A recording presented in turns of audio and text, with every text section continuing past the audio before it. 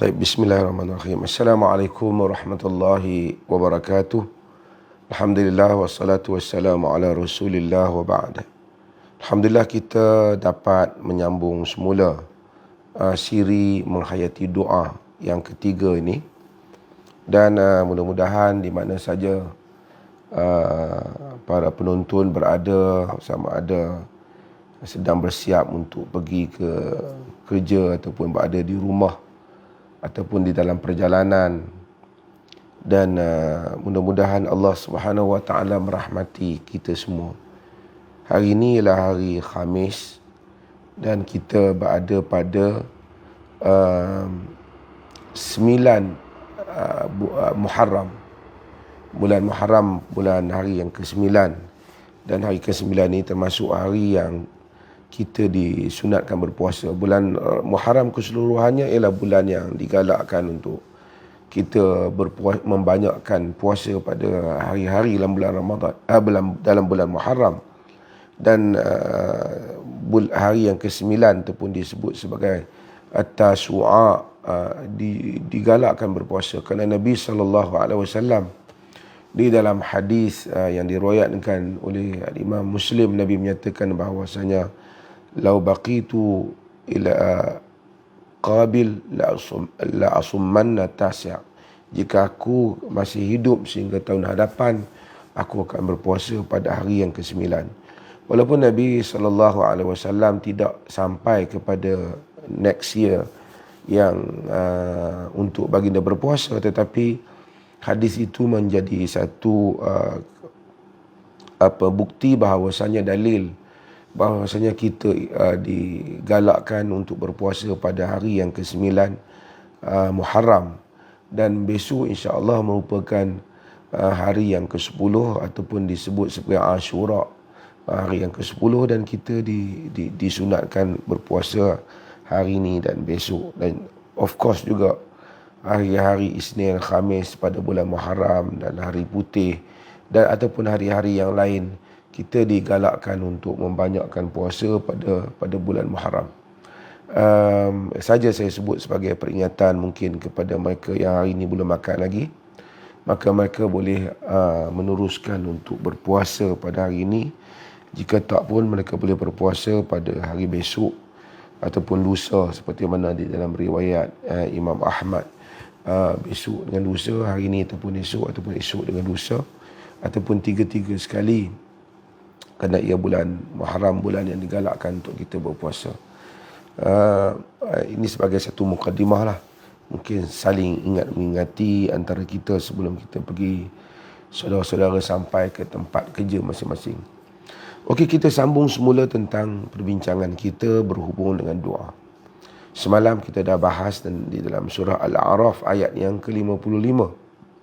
Cuma saya nak sebut sedikit lagi berhubung dengan apa yang Allah Subhanahu Wa Taala sebut dalam surah Al-A'raf juga.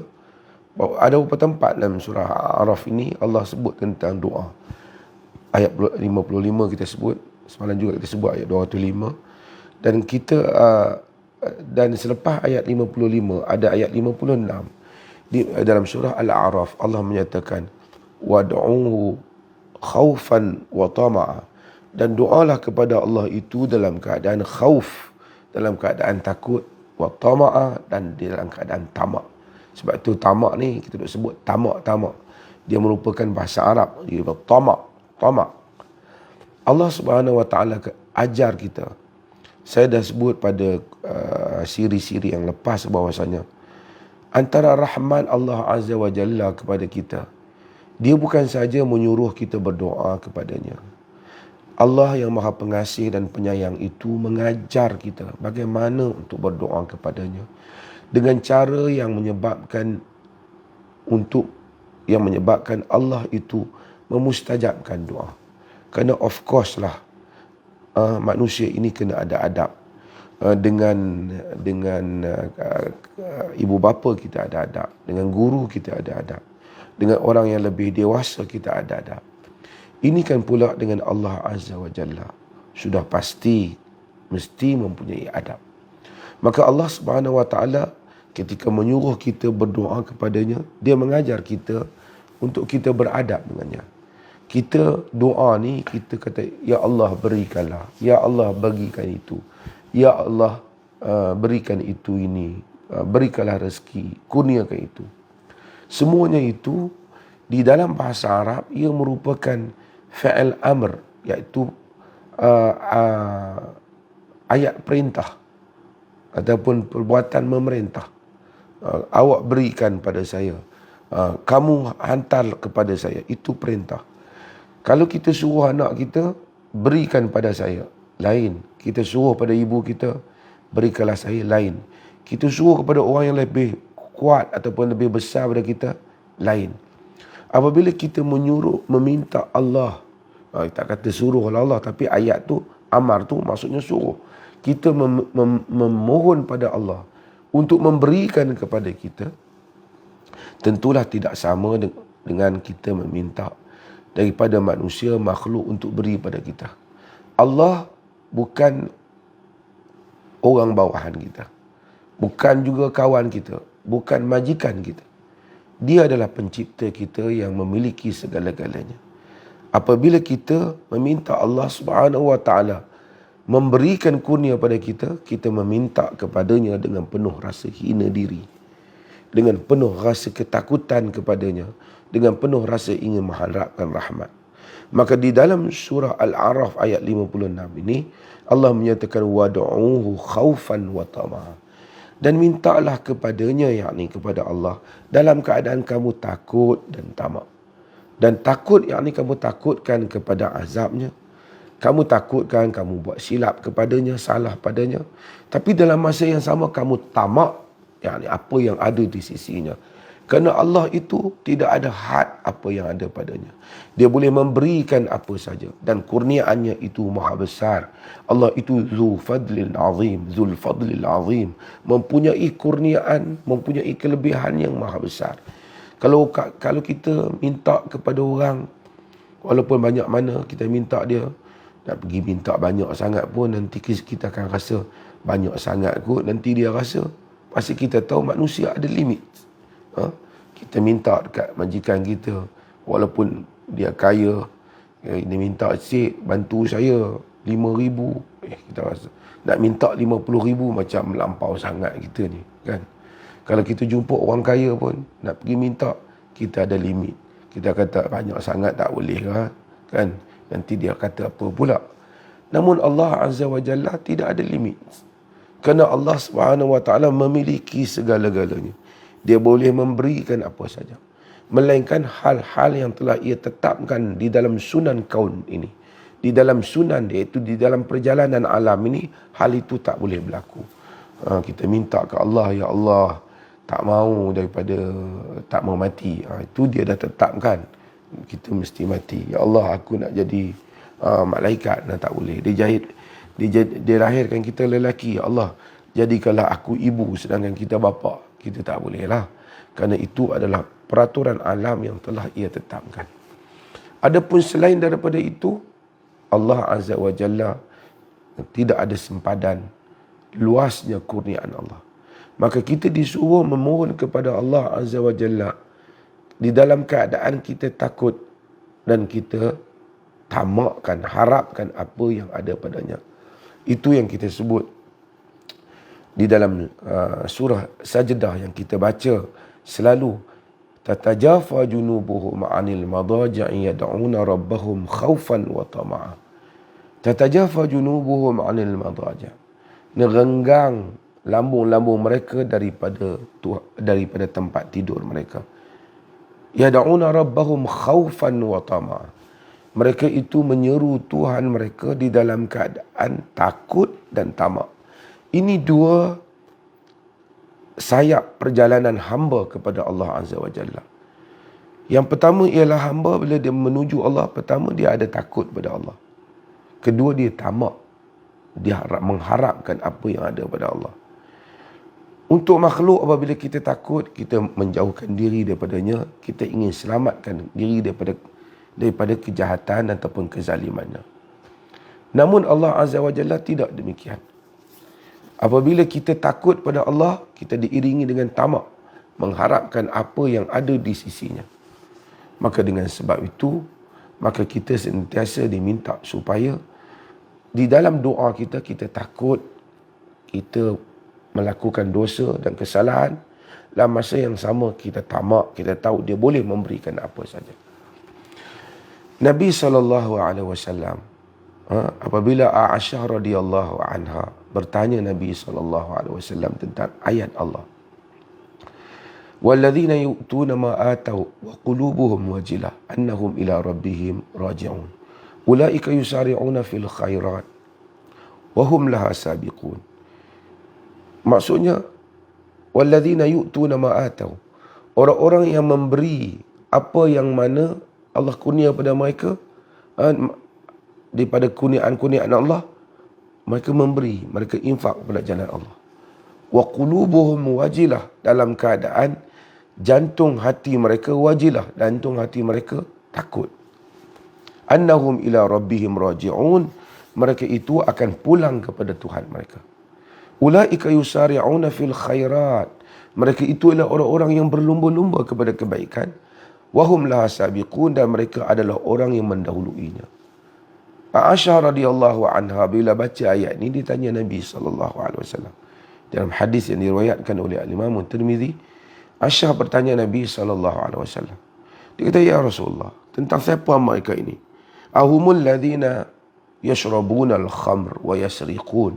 Adakah orang yang bila walaupun menderma, walaupun memberi, tapi duk takut ni, adakah kerana dia orang tu kaki minum arak ke? Kaki mencuri ke? Nabi jawab pada isteri dia Aisyah. Nabi kata, la ya bintas Siddiq.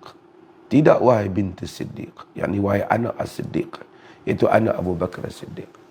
Walakinnahum alladhina yasumun wa yusallun wa yatasaddaqun wa yakhafuna alla tuqbala minhum. Tetap wahai Aisyah, mereka itu orang yang berpuasa, bersalat, bersedekah. Tapi dalam masa yang sama mereka bimbang Allah tak diterima amalan mereka. Ulaika yusari'una fil khairat. Mereka itulah orang yang berlumba-lumba kepada kebaikan. Maksudnya, apabila mereka takut Allah, amalan mereka tak diterima, bersungguh-sungguh mereka buat. Wahum laha sabiqun, dan mereka mendahuluinya. Kita bila beramal, kita mesti bimbang, penuhkah ikhlas kita? Saya yang bagi kuliah pagi ini, sepatutnya kuliah ni mendapat pahala lah di sisi Allah. Tapi mesti terfikir sejauh mana aku ikhlas nak bagi kuliah ni. Sejauh mana aku beramal ni betul-betul kerana mengharapkan Allah. Sejauh mana aku fulfill salat dengan penuh makna salat yang Allah SWT kehendaki. Demikian itu, maka dengan itu kita akan bersungguh-sungguh untuk melakukan amalan itu. Dan Nabi SAW bagi hal itu untuk memahamkan kita tentang bagaimana hamba yang takut dan sentiasa bersungguh-sungguh untuk berdoa. Kita bila doa pada Allah, kita takut. Kita doa ni tak beradab penuh. Kita jaga betul adab kita. Kita puji Allah, kita selawat pada Nabi SAW. Kita gunakan bahasa yang rendah diri dan ketika berdoa. Takut tak beradab kita dengan Allah. Takut kita minta yang tak wajar kepada Allah Ta'ala melampau. Kita minta tu benda-benda yang salah umpamanya. Kemudian kita tahu Allah ni maha memberi. Dia boleh memberi apa saja apabila kita memohon kepadanya. Itu adalah merupakan nilai-nilai yang patut ada ketika kita berdoa. Okey. Setelah kita tahu ayat Quran ni dan banyak lagi ayat berhubungan doa, saya akan mula masuk pada hadis-hadis Nabi SAW tentang doa. Antaranya ialah hadis yang diriwayatkan oleh Abu Dawud. Dan hadis ini juga diriwayatkan oleh Imam Tirmizi dalam sunannya. Imam Abu Dawud dan Sunan Abi Dawud dan Imam Tirmizi dalam Sunan At-Tirmizi. Di mana Nabi SAW menyatakan, Inna Rabbakum tabaraka wa ta'ala hayyun karimun yastahyi min abdihi idza rafa'a yadayhi ilaihi an yaruddahuma sifra. Dalam sebagian riwayat, sifran khaibatain. Maksudnya, Inna Rabbakum tabaraka wa ta'ala. Sesungguhnya Tuhan kamu tabaraka wa ta'ala. Yakni Tuhan kamu yang maha berkat dan maha agung. Hayyun karimun. Hayyun ni kalau kita terjemah secara literal maknanya sangat pemalu. Dia kata fa'il. Ya, mubalaghah, sangat pemalu. Karimun, sangat pemurah. Pemalu ni maksud pemalu yang layak dengan Allah Ta'ala.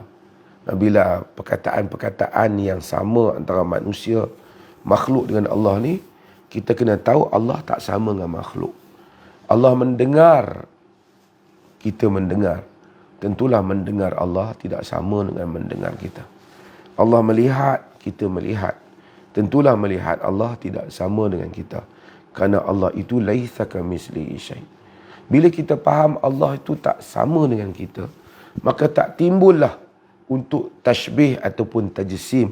Walaupun kita baca ayat-ayat menyamakan Allah dengan makhluk. Orang yang menyamakan Allah dengan makhluk, dia fikir kalau ayat ni kita sebut kata yang sama-sama dengan makhluk, kerana otak dia fikir Allah tu mungkin macam makhluk. Saya nak buat contoh lah, nak bagi mudah untuk kita faham kan. Kita umpamanya, kita orang sama-sama makhluk. Belum dibandingkan dengan Allah Jalla wa'ala yang maha suci untuk dibandingkan dengan makhluk. Sama-sama makhluk kita. Kita gaji kita katalah 4,000 sebulan. Kan? Sikit gaji kita. Lepas pada tu,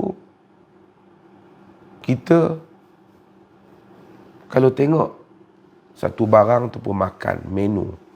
Pergi makan steak lah, pergi makan apa di restoran yang mahal. Tengok-tengok kena sampai kat 3,000 makan. Makan dengan kawan-kawan. Oh, kita kata mahal.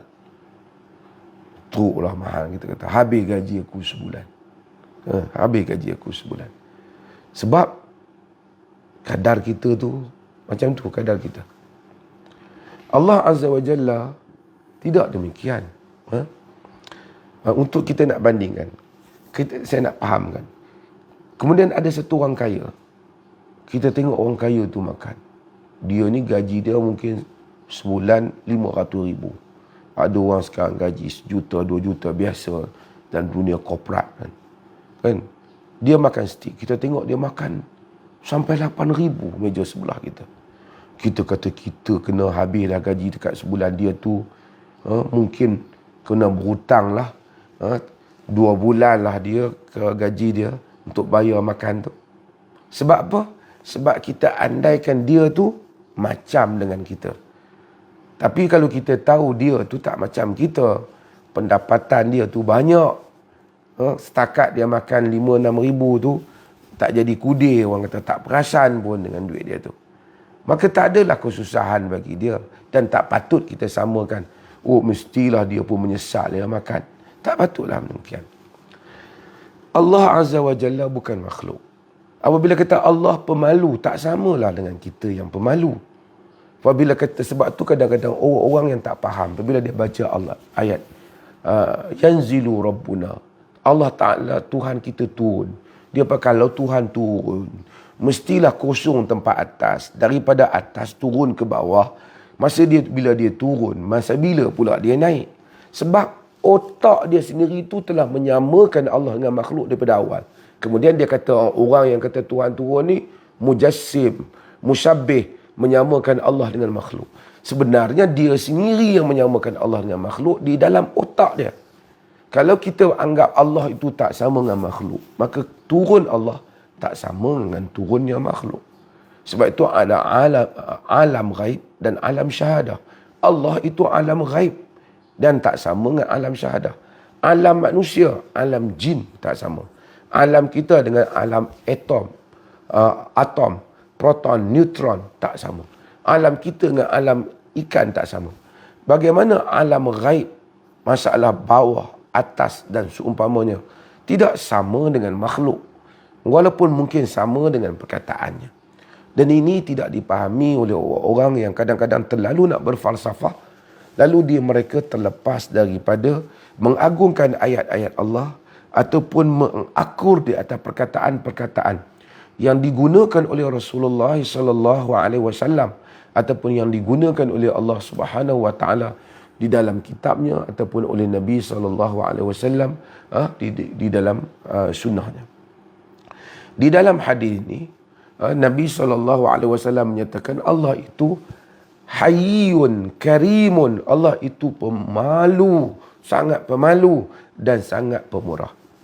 Mamat pun pemurah juga. Orang kaya pemurah tak sama dengan Allah Ta'ala. Pemalu Allah tidak sama dengan pemalunya kita. Tapi Nabi SAW bagikan tausif, Nabi kan sifatkan sifat pemalu itu natijahnya ialah apa? Yastahi min abdihi. Ia malu daripada hambanya. Malu kita mungkin kita rasa aku malu kada segan nak jumpa dia lah kata. Aku malu lah pagilah juga kat dia terpaksa lah. Kalau dia dah minta malu kat dia dulu dia ada tolong aku. Itu malu kita. Allah tak sama dengan itu. Maha suci Allah daripada sama dengan hal-hal itu. Apabila Allah yastahi min abdihi, dia malu daripada hambanya, yakni dia tidak melakukan hal itu. Hal yang itu. Kerana kita bila malu, kita tak lakukan hal itu. Allah tak ada malu macam kita tu. Tapi dia punya moral maknanya, hal ini Allah tak lakukan. Apa dia? Iza rafa'a yadaihi ilaihi. Apabila seorang hamba tu angkat tangannya kepada Allah Ta'ala. An yaruddahuma sifra. Tiba-tiba Allah Ta'ala balas benda itu dalam keadaan sifra, dalam keadaan kosong. Hamba tu angkat tangan pada Allah, Allah balas kosong. Yang ni tak bagi apa-apa dia minta. Manusia mungkin kita pergi minta kat dia, aku pergi minta apa satu pun tak dapat. Mungkin. Tapi Allah Hayyun Karimun. Sangat pemalu yang layak bagi kebesarannya. Pemurah yang layak dengan kebesarannya. Bukan pemurah macam kita. Kita macam mana pemurah pun minta kerap sangat pun. Kita kata mentang-mentang laku semua bagi. Minta tak berhenti. Allah lagi kita minta, lagi dia suka. Dan tidak ada limitation daripada sikap pemurah Allah Jalla wa'ala. Dalam Allah tak akan tolak kosong. Memberikan balasan tangan kosong kepada orang-orang yang memohon kepadanya. Hadis ini menunjukkan dalam riwayat lain khaibatain, dalam keadaan kecewa. Aku minta pada Allah apa pun tak dapat. Ini mustahil berlaku. Ini mustahil berlaku. Kerana ini adalah menyanggahi sifat Allah Azza wa Jalla. Hadis ini juga menunjukkan kepada kita, kita disunatkan mengangkat tangan ketika berdoa. Kerana idza rafa'a yadayhi ilaihi, dalam hadis ini, apabila hamba tu angkat tangan kepadanya. Jadi antara benda sunnah ketika berdoa ialah mengangkat tangan. Cumanya mengangkat tangan ketika berdoa itu mengikut keadaannya lah. Ada tempat kita tak angkat tangan lah. Mungkin kita doa ketika sedang bawa kereta, kita tak angkat lah tangan. Kita doa ketika kita sedang sujud, kita tak angkat tangan. Ketika Fatihah kita kata ihdinas siratal mustaqim, kita minta jalan yang lurus, kita tak angkat tangan. Tapi dalam keadaan-keadaan yang mana kita ada ruang untuk mengangkat tangan, dan tidak ada riwayat bahawa Nabi berdoa ketika itu dia tidak angkat tangan, dengan doa itu, doa-doa yang lain kita angkat tangan. Kerana dalam hadis ni Nabi SAW sebut Allah hamba mengangkat tangan ketika berdoa kepadanya. Jadi kita angkat tangan ketika kita berdoa kepada Allah Jalla wa'ala. Okey. Hadis ini menunjukkan tak ada orang doa pada Allah dia tak dapat apa. Ini tak berlaku. Cumanya kita ni hamba Allah Ta'ala ni, Allah ni bukan macam pekerja ataupun kita order makan. Adik, teh ais 2, nasi goreng pedas sikit lah. Jadi kita tunggu dia mari barang makan. Saya kata pedas sikit, ni tak ubah pedas. Air kurang manis. Saya kata kurang manis, ni manis. Kita taklah boleh order Tuhan macam tu. Allah kita pohon kepadanya, dia beri kepada kita. Kadang-kala tidak seperti yang kita pohon, tetapi dia beri apa yang lebih baik untuk kita. Ataupun dia jelmakan apa yang sesuai dengan kita. Kerana dunia ni bukan saja kita yang hidup. Hidup juga orang lain. Dan orang lain yang hidup itu, dia juga mempunyai permohonan dan kehidupannya. Saya nak sebut contoh yang mudah lah kan. Kita nak faham. Kadang-kadang mungkin kita contohnya lah. Kita minta pada Allah Ta'ala untuk satu orang jadi suami kita. Ataupun seorang jadi isteri kita. Orang lain pun minta juga. Mustahil lah dia tu seorang pergi jadi dalam masa yang sama jadi isteri kepada 10 orang yang minta. Mungkin salah seorang akan dapat di atas sebab-sebab yang Allah Ta'ala tahu dalam kehidupan. Dan yang lain itu meminta wanita berkenaan, Allah datangkan wanita yang lain. Tetapi memenuhi tujuan dan apa yang dia minta. Ataupun Allah datangkan kebaikan-kebaikan yang lain. Anaknya dan seumpamanya. Allah Maha mengetahui. Kadang-kadang kita minta satu pekerjaan, dia tak bagi. Kita tak dapat kerja tu. Kita dapat kerja yang lain. Apa yang kita dapat yang lain tu memenuhi apa yang menjadi harapan pada kita yang pertama. Jika kita benar-benar meminta kepada Allah. Allah tak ada yang kita minta, dia tak bagi kepada kita. Macam saya sebut semalam juga.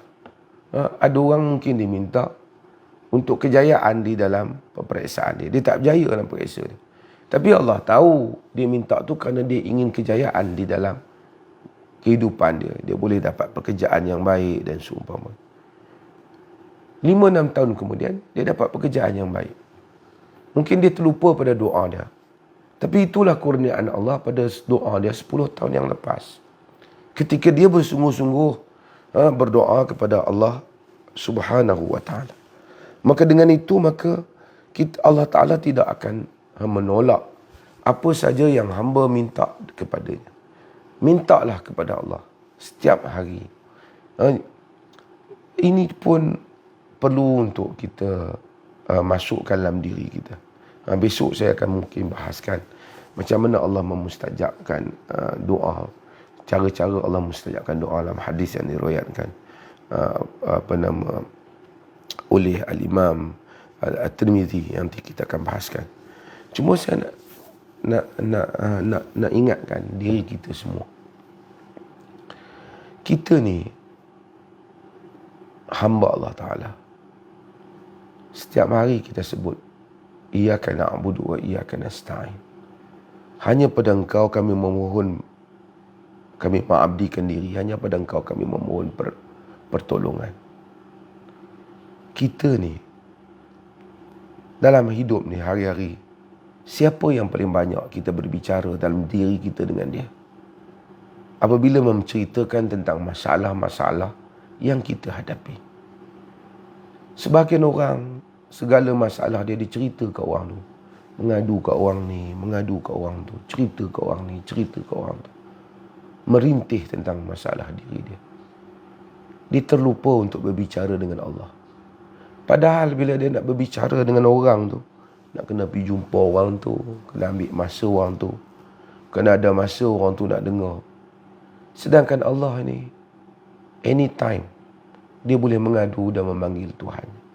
Ketika dia berjalan, dia duduk. Kan? Qiyaman wa qu'udan wa ala junubihim. Masa duduk, masa berdiri, duduk, masa nak tidur, dia boleh menyebut, Ya Rabb, wahai Tuhanku. Ya Allah, tolonglah aku. Dia boleh menyebut nama Allah.